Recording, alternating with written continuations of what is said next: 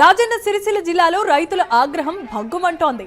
ధాన్యాన్ని అమ్మి 25 రోజులు దాటినా ఇంకా ఖాతాల్లో డబ్బులు జమ కావకపోవడంతో అన్నదాతలు తీవ్రమైన ఆవేదన వ్యక్తం చేస్తున్నారు. వడ్ల కుంభకోణం విచారణ ప్రభావంతో చెల్లింపులు నిలిచిపోయారని రైతులు ఆరోపిస్తూ ఉంటే అధికారులు మాత్రం సాంకేతికత కమిటీ విచారణలు కారణమని చెబుతున్నారు. ఈ నేపథ్యంలో రైతులు తీవ్రమైన అసంతృప్తిని వ్యక్తం చేస్తూ ఆందోళనకు సిద్ధమవుతున్నారు. ఈ నేపథ్యంలో వెంటనే తమ ఖాతాల్లోనికి నగదును జమ చేయాలని, లేని పక్షంలో జిల్లా వ్యాప్తంగా ఆందోళన మరింత ఉధృతం చేస్తామని హెచ్చరిస్తున్నారు రైతులు. మేడం మాట్లాడింది, కాన్ఫరెన్స్ కలిపిండు, చెప్పిన 25 లక్షల సీట్లు ఉన్నాయంటే గెలిపి చేస్తాను. ఇద్దరు